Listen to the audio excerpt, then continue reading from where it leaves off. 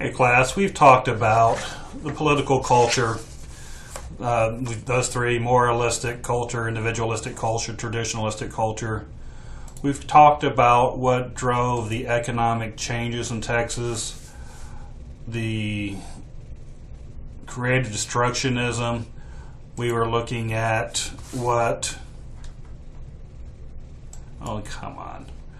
We were looking at what technological advancements allowed us to move on. If you recall, we started off with, there we go, our first cash crop being cotton. Then with the creation of the refrigerated rail car, we moved on to cattle. With the creation of the assembly line, it led to us moving into oil and gas. Then we went to that recession in the 80s, 70s, 80s, 90s. We came out of the recession and we went into the high-tech digital economy. In this portion of the lecture, I'm going to sit here and I'm going to talk about demography, the people, the races in Texas, and how those have changed. The population of Texas has grown and changed rapidly in the last 160 years. In 1850, the population of Texas was 210,000.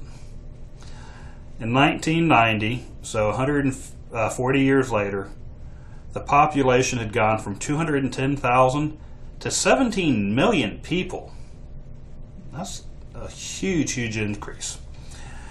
Thanks to the strong economy of the state, the last time we did a census, which was in 2010, Texas had 25.1 million people.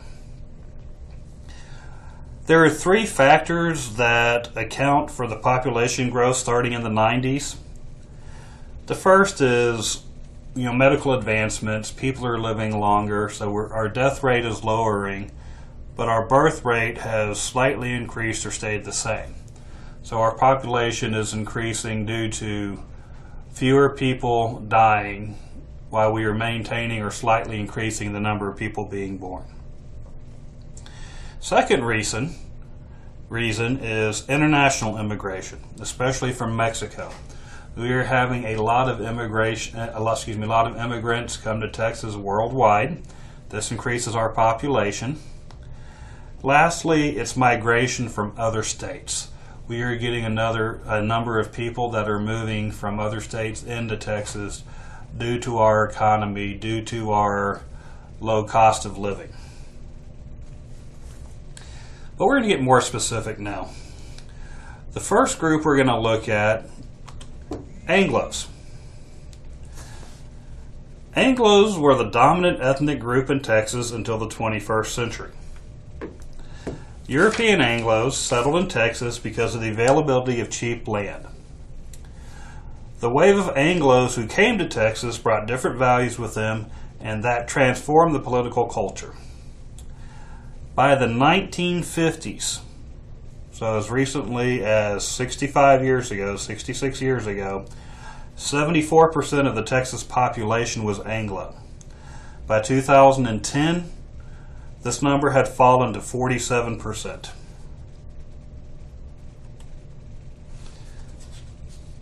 Hispanics in Texas.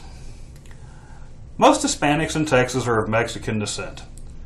In the early 19th century, about 5,000 people of Mexican descent were living in Texas. The Hispanic population has fluctuated over the years, but recent estimates suggest that the Hispanic population stands at about 9.5 million people. Initially, most of the migrant Hispanics worked as laborers in the cotton and ranch economy. However, after World War II ended, changes in discriminatory labor laws allowed Hispanics to take jobs in the growing Texas urban areas. They were able to move from the rural areas to the cities. We also see political power of Hispanics it has changed significantly over time. There have been different barriers that have prevented Hispanics from participating in the political system. Only after World War II ended did the political status of Hispanics improve as Hispanic politicians started to assume positions of importance in urban areas. We saw the creation of the La Raza Unida Party, or Unida Party. This party confronted the discriminatory practices, and this allowed Hispanics to gain in social and political culture. This allowed them to become more engaged in the political process in Texas. By the 1980s, the Hispanic population played a major role in state politics. They have been actively courted by both parties. They have increased their power or their presence in elected office. In our most recent census, 2010, Hispanics accounted for 37% of the population of Texas.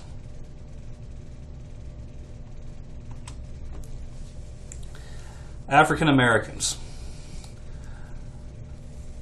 Most African Americans entered Texas as slaves. By the end of the Civil War, we had approximately 182,000 slaves living in Texas, so about a third of the population. While African Americans in Texas were emancipated, they were freed on June 19, 1865, equality did still not exist. Black codes were passed by local governments, and the legislature existed, and they intentionally attempted to restrict the rights of former slaves. African Americans had some opportunities during Reconstruction, but their improved status was reversed when Democrats came back into power in the 1870s. Segregation, unfortunately, became a guiding principle of policy making. In the 1940s and 1950s, federal court decisions brought some relief. The Civil Rights Act of 1964 and the Voting Rights Act of 1965 helped open up the political system to African Americans. Today, most African Americans are concentrated in East Texas or the urban centers of Dallas and Houston. African Americans have come to enjoy increased political power. We see African American political leaders have come to play a major political role in the state's politics. So we are slowly but surely seeing the minorities in Texas increase their political power, become more important. In 2010, African Americans made up 11% of the Texas population. So as of our last census, Anglos were 47% of the population, Hispanics were 37% of the population, African Americans were 11%. I have included here, I've given you a link to, if you open it, we can look at projected growth, race and gender growth, and you can see when the Hispanic population will become the majority. So this is just as it is projected out to 2040. That was not what I meant to hit. I'm sorry. There we go.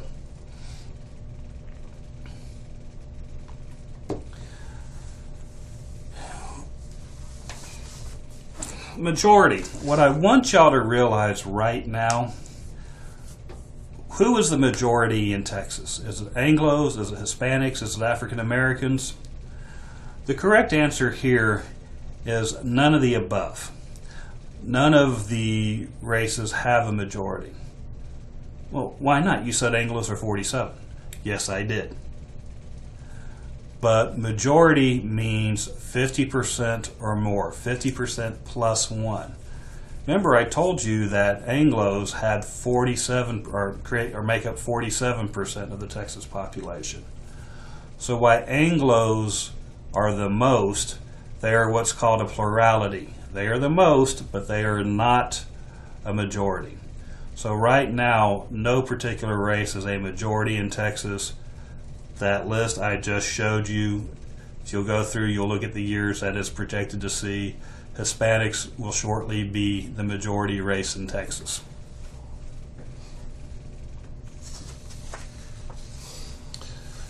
Age. Simple. Texas is actually one of the youngest states in the Union. If you go back to 2007, 27.7% of the population was under 18. If you look nationally, it was the rate under 18 nationally was 24.5%. So we are younger than most states. Poverty and wealth. Texas's population tends to be poorer than the rest of the nation. Despite economic gains in the 1990s, Texas still lags behind much of the country in per capita income. We're ranked 29th out of the 50 states as of 2011. Moreover, as of 2009, the percentage of the population living below the poverty line was 17.1% in Texas. The national figure that same year of people who live below the poverty line was 14.3%.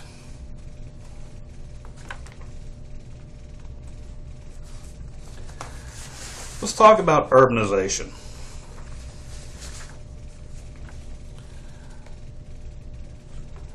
Urbanization is defined as the process by which people move from rural areas to cities, to urban areas. Suburbanization is the process by which people move from the central city areas. So urbanization was people moving from rural areas to city areas. Suburbanization is kind of a reverse. People are moving from the city, from the central city areas, to the surrounding areas. Much of Texas's history is linked to ongoing urbanization. It is linked to people moving to the city areas, to the urban areas.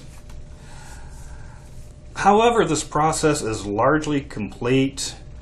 Right now in Texas, out of this 25 million people, over 88% of the state's population now reside in urban areas. However, we are still seeing an increase in suburbanization. This suburbanization continues to spread as city populations spill over into surrounding suburban areas.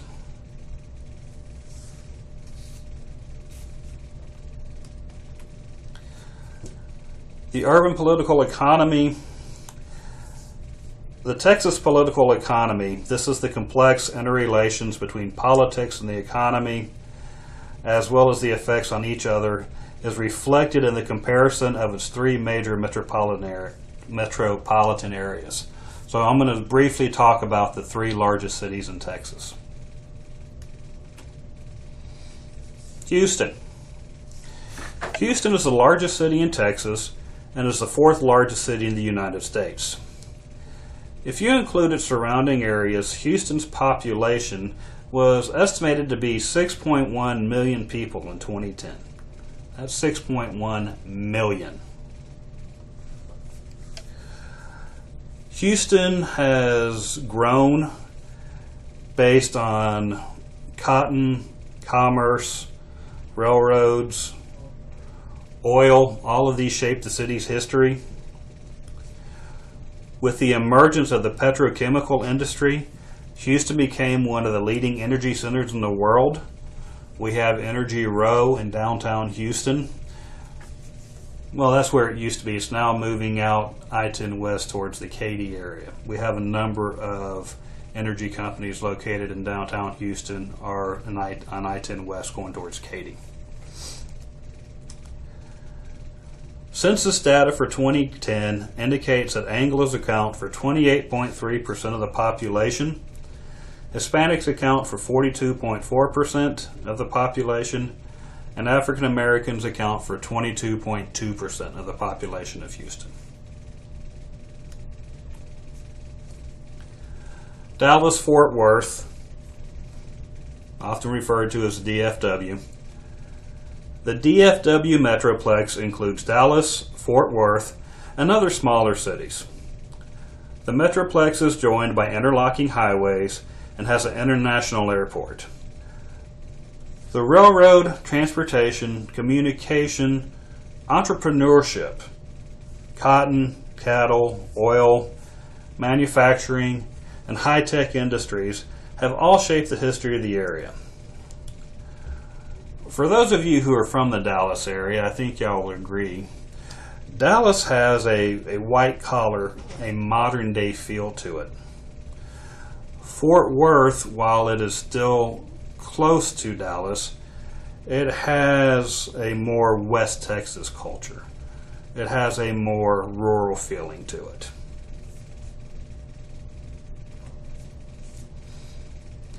Finally, San Antonio.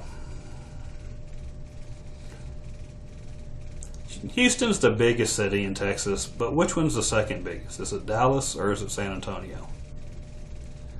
Surprisingly, we know from the 2010 census, San Antonio right now is actually the second biggest city in Texas. Dallas will soon pass San Antonio and Houston. They're estimating by about 2025 Dallas will be the biggest city in Texas. But right now it is Houston, San Antonio, then Dallas. San Antonio has a population of approximately 1.3 million people as of 2010.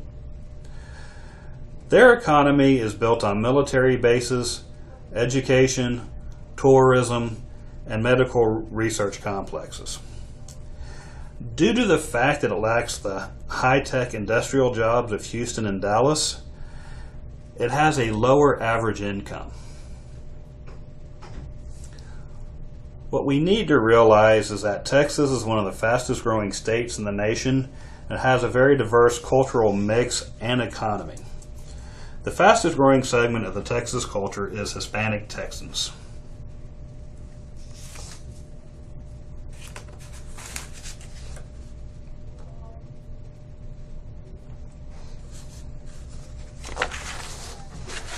Let's look at Texas, the beginning. Talk about culture. As more settlers were drawn to Texas due to cheap land, the Latino and Native American culture was replaced with the English/Scotch-Irish culture. Became the dominant culture. We drew a number of people in from the United States. We will discuss this in our next section. Remember, when we first came into existence, we were part of Mexico. We needed to expand our population, or we needed to increase our population. We recruited heavily from the U.S. So we started drawing in these English, Scotch, French, Irish. So the Mexican culture was actually, I say Mexican, the Latino culture was actually replaced rather quickly by this English or Scotch-Irish culture. Women. Ladies, y'all had very few rights in Texas. Very few is actually an understatement. Ladies, y'all have one. Spanish law allowed women to own property, but y'all could not vote or serve on juries.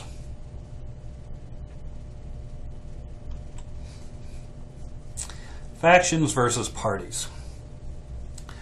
Political parties did not exist when Texas first became a nation. However, we did have feuding factions. The first two factions we see in Texas culture or Texas history were the factions called the pro-Houston faction and the anti-Houston faction. The pro-Houston faction wanted annexation for Texas. They didn't want us to be our own nation. They wanted us to become a state with the U.S. They wanted us to be friends with the Indians. They wanted to have peace with the Native Americans. The anti-Houston faction was led by Maribel B. Lamar. Well, let me say this, pro-Houston. Can you guess who led the pro-Houston faction? Yes, that would be Sam Houston. So the anti-Houston faction, led by Maribel B. Lamar, wanted to have manifest destiny. What was this? You should know this from Texas history, federal government.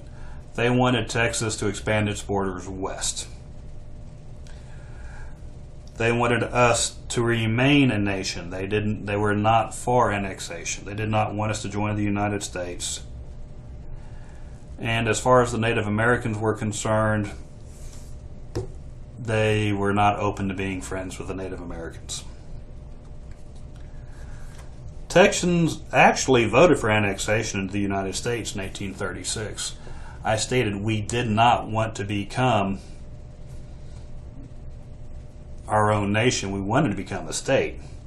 However, the United States rejected our overtures. They did not want Texas as a state at that point.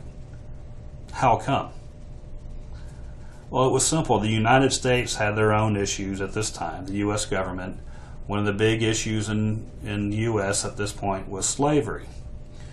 Texas would have come in as what was called a slave state, and it would have upset the balance of power in the federal government between slave states and non-slave states. So it wasn't until 1845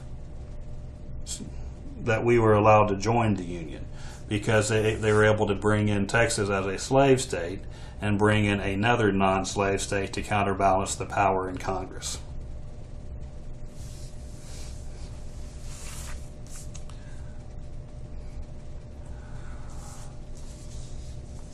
We have made political progress from those early days as a possession of Mexico, as a nation, as a state.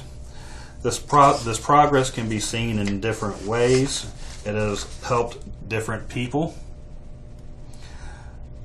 Ladies, we'll start with y'all again. If you recall, I said the only right y'all had was the right to own property.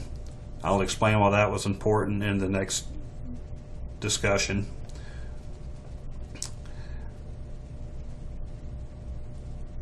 Y'all eventually gained the right to vote. From 1914 to 1918, Texas had a governor who nicknamed himself Farmer Jim. His real name was Jim Ferguson. He was very proud of the fact that he'd never held office. He was not politically sophisticated. He was a very simple person. But he understood politics, and he understood that you could use it for your gain. Farmer Jim Ferguson was his real name, but Farmer Jim was eventually impeached and convicted of illegal use of public funds. This isn't the point of this story. The point is, he was against women's suffrage. Ladies, he did not think that y'all had the ability, the reason to know who or how to vote. Women campaigned against Ferguson and helped to orchestrate his demise. They helped to get him impeached. He was replaced by Governor William P. Hobby Sr. His views were more receptive to women's suffrage. Under Hobby's leadership, Texas became the first southern state to ratify the 19th Amendment. What did the 19th Amendment do? Ladies, that's women's suffrage. So Texas, under Governor Hobby, became the first southern state to say women should have the right to vote. They have the ability, they have the brains, it is fair. Okay, ladies, so y'all got the right to vote. Have y'all made progress in running for offices in Texas? Yes and no. What I mean by this is, since women have received the right to vote, we have only elected 2 female governors during the history of Texas. One was Ann Richards. We elected her back in the 90s. She's the most current female governor. But the first female governor Texas ever elected was a woman by the name of Miriam, the nickname Ma, last name Ferguson. So, Miriam Ma Ferguson. Does this name sound familiar to y'all? Yeah. Ma Ferguson was the wife of Pa Ferguson, the governor who was impeached. Ladies, y'all were given the right to serve on juries in 1954, and in 1972, Texas passed the Texas Equal Rights Amendment. The U.S. government hasn't even passed an Equal Rights Amendment, so Texas is trying to provide a better or a more sound footing for women, for minorities.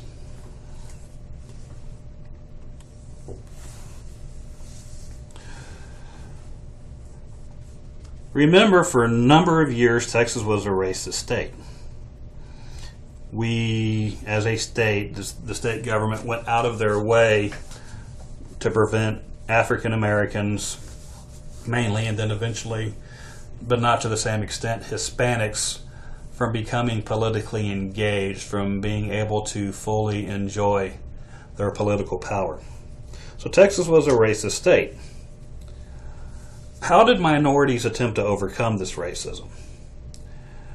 They attempted to overcome this racism by forming groups and by using the courts to try to help their causes.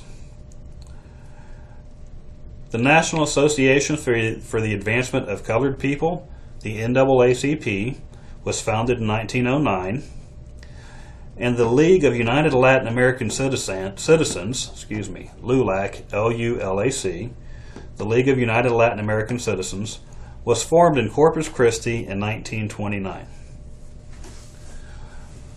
Why do you form groups? We can do this for a couple of reasons. If you're an elected official and one person comes up to you and says, "I'm a voter and I feel this way," and you say, "I'm glad you told me how you feel, I will take it into consideration." A second voter comes up to you and says, "I'm a voter, I feel this way," and you say, "I'm glad you told me how you feel, I'll take it into consideration." Do you care? No, let's be honest. If you're only talking individual people, you don't care. One or two individual votes isn't going to hurt you. But what if a group comes up and says, "I'm a group that has 1,000 voters as members. We are upset. We think this needs to change." Are you going to pay attention? Yeah, 1,000 people is a significant number. So people will join groups to have their voice heard, or to have a better chance of getting their voice heard. Also, remember I said that these groups use the courts to aid their rise to power, to get rid of some of these racist acts? If you form groups, you're able to combine money, or it makes things individually cheaper.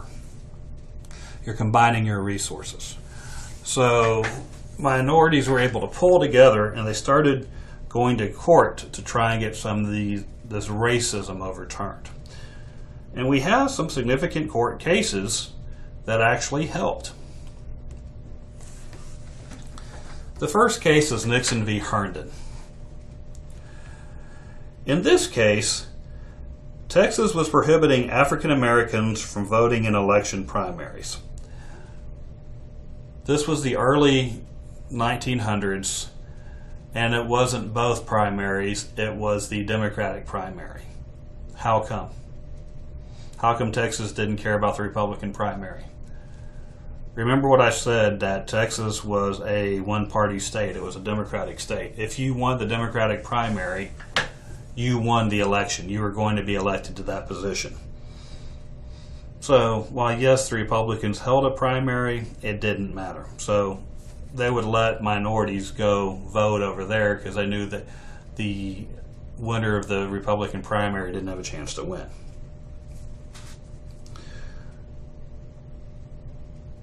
So, African Americans get upset and they sue.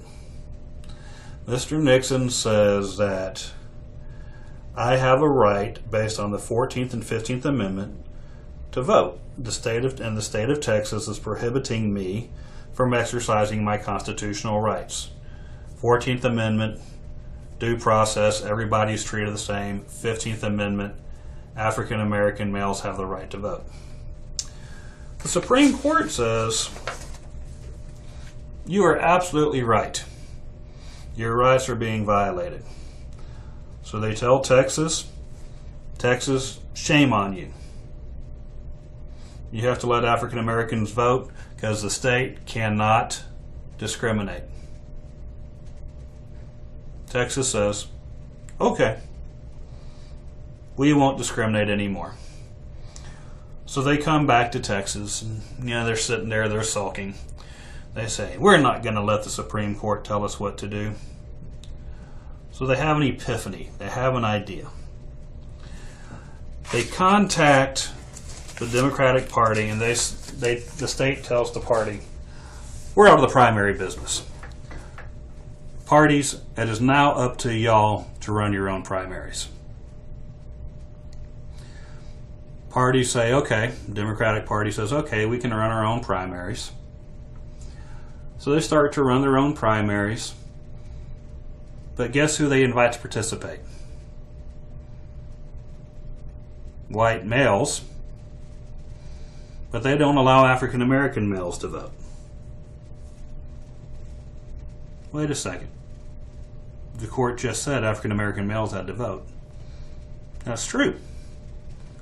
In our next court case, Grohe versus Townsend, this was Mr. Grove's argument.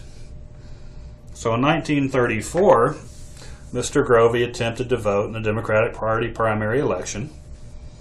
He wasn't allowed to because of his race. Mr. Grohe sued, stating that once again his rights under the 14th and 15th Amendment were violated. Same argument we have under Nixon versus Herndon. Once again, the court says, Mr. Grohe, you're absolutely correct. Your rights are violated. But the Constitution only prevents government from discriminating. It does not prevent private individuals or private entities from discriminating. So because the primary is being run by the Democratic Party, a private entity, they are allowed to discriminate against African Americans. So we see this attempt, or we see that African Americans are still not going to be allowed to engage in the political process.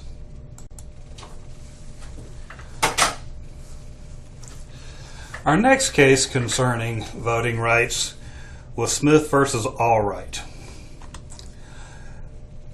This case overturned Grohe versus Townsend. This case put an end to the question about minority voting rights.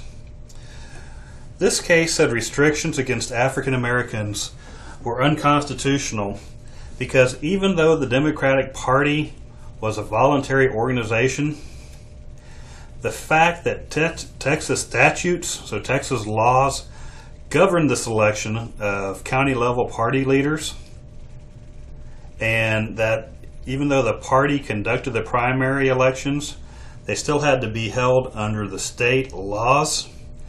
This meant that the state was highly involved in the election process, in the primary process. So by the state being so involved, they were an extension, or the Democratic Party was actually an extension of the state. So therefore, if the state couldn't discriminate, the Democratic Party could not discriminate.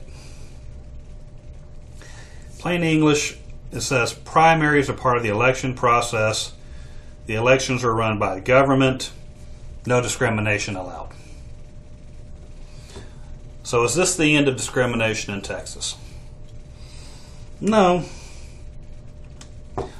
Our next case is Sweat versus Painter. In 1946, Herman Sweat, an African American, applied for admission to the University of Texas Law School. Can anybody guess what the answer was?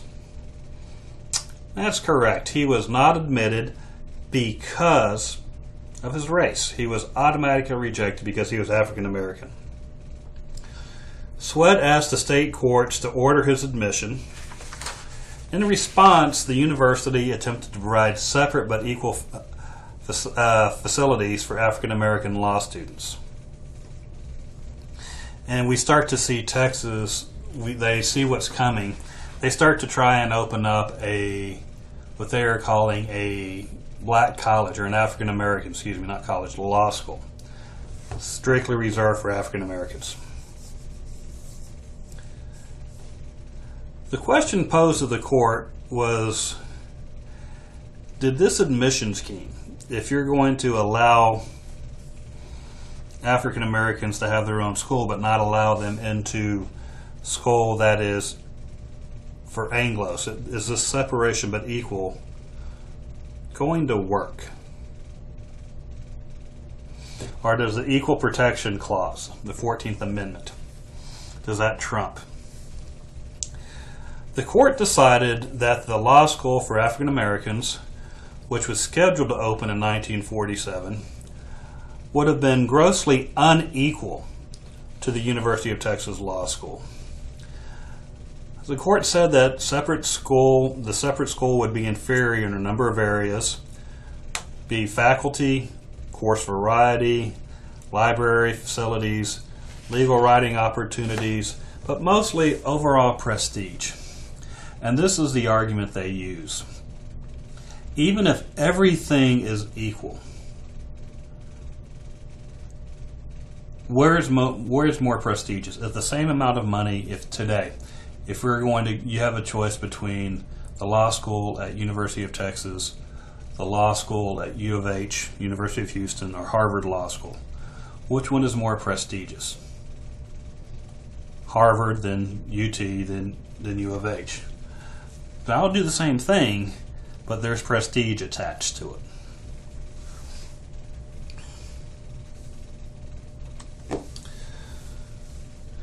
Next case is Hernandez versus the state of Texas. This is our last court case. This is the first and only Mexican-American civil rights case heard and decided by the U.S. Supreme Court during the post-World War II era.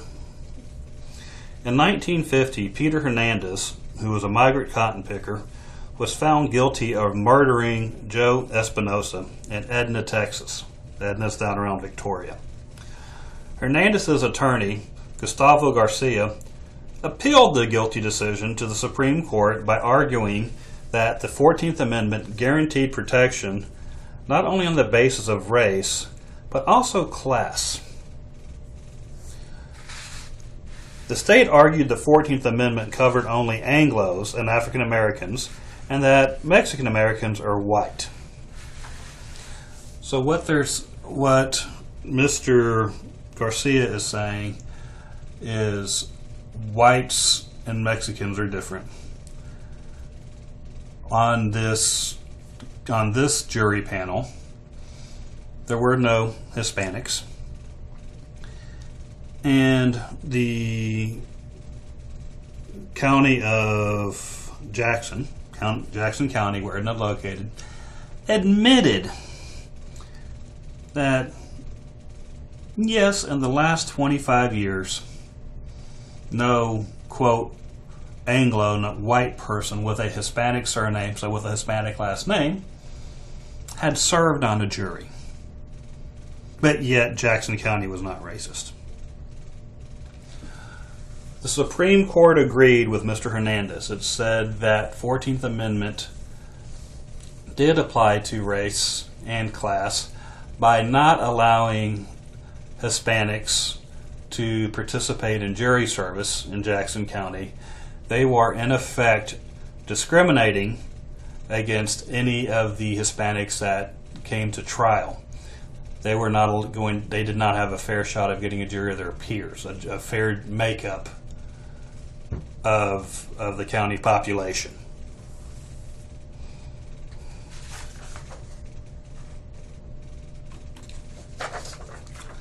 Education.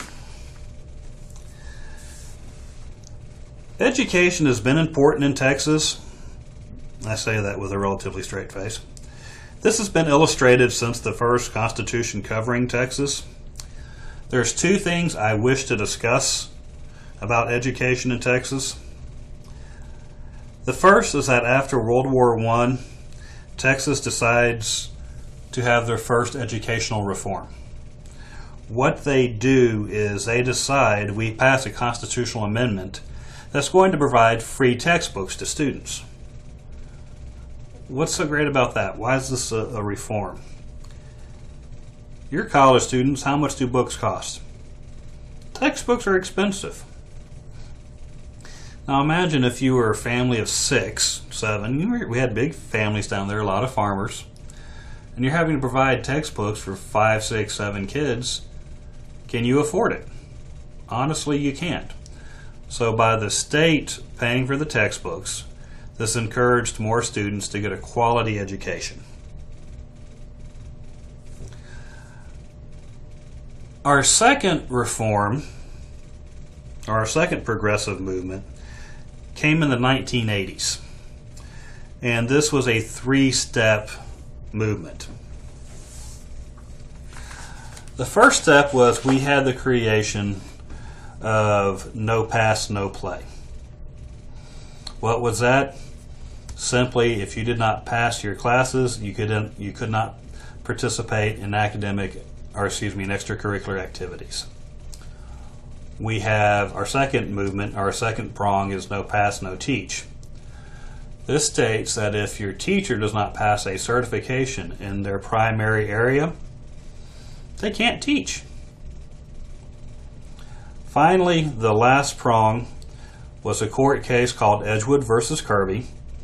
This started in 1989, but it ended in 1993. This is also better known as the Robin Hood Plan. It came to deal with equality in school funding. It said that all schools must have equal funding, so it got rid of the disparity between rich schools and poor schools. I'll go into greater detail about those later on in the semester.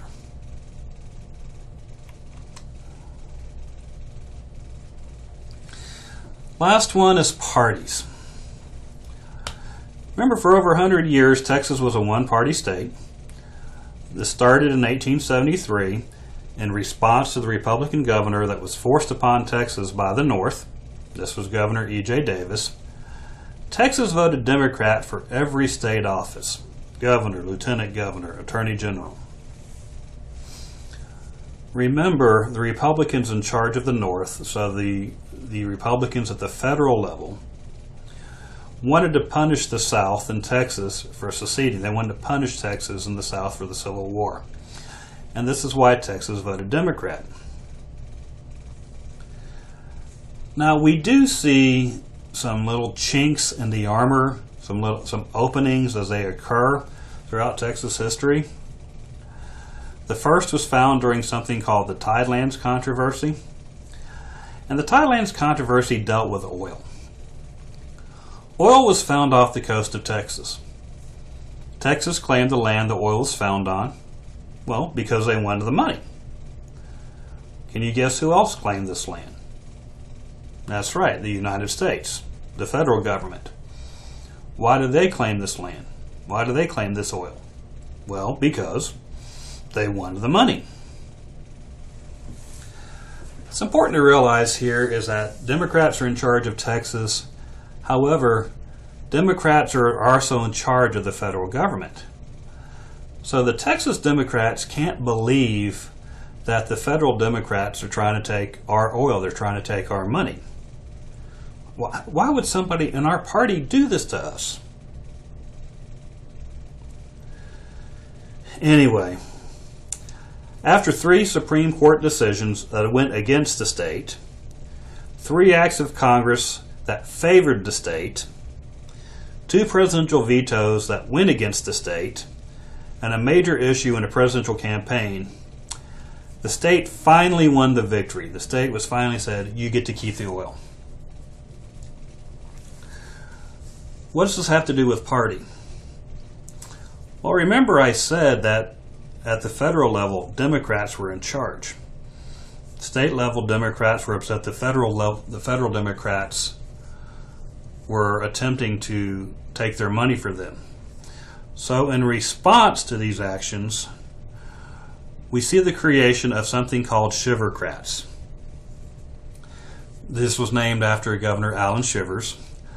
Shivercrats were Democrats who would vote Democrat at the state and local levels, but they would vote Republican at the federal level in retaliation to the federal government action regarding the Thailand's controversies. So it's like, yeah, we're still going to support Democrats here, but we're telling the federal governments to go away. We don't like you Democrats up there anymore. So that was our first sign that Democratic power in Texas is starting to slip. So Democrats still controlled the state, but their grasp was slipping. In 1972, Governor Dolph Briscoe was elected. He was a Democrat, so this is not a surprise. He's supposed to win. What was surprising was that this was the first Democrat elected governor without a majority vote. And this is one of the reasons I explained plurality to you earlier. State law says that our state office holders have to win by a plurality. So Governor Briscoe won the election, but he didn't receive 50% of the vote. So this is a sign that things are starting to change. 1972. Republican William P. Clemens won the election of the governor's office in 1979. This was the first Republican governor since E.J. Davis, since the early 1870s. Republicans think they have it made. They've made it to the promised land. They're now again a force in Texas. They're important. They're wrong. The next election, 83, Governor Clemens is defeated by Governor White, but in a sign that things may change, again in 1986, William Clemens is elected. So 82 to 86. 82, White knocks off Clemens. In 86, Clemens comes back, wins his second term as Republican governor. Republicans think we're back, we're important. Once again, Republicans are wrong. In 1990, Democrat Ann Richards, the second woman governor, the second female governor we've elected, beats the incumbent governor, William Clemens. While she wins the governor's mansion back, we're starting to see Republicans win other statewide elections. George W. Bush is elected after Ann Richards, Republican George W. Bush. In 1998, Republicans win every statewide election. So we have Governor Bush and Lieutenant Governor, Attorney General, Comptroller. All these statewide positions turn Republican. Republicans think, hey, we're back, we're important. But this time they're right. This time they have seized power. We saw the final control pass over to Republicans in 2002 when the Republican Party gained control of both chambers of the Texas legislature. This ends the first section basically the first chapter on Texas political culture and history.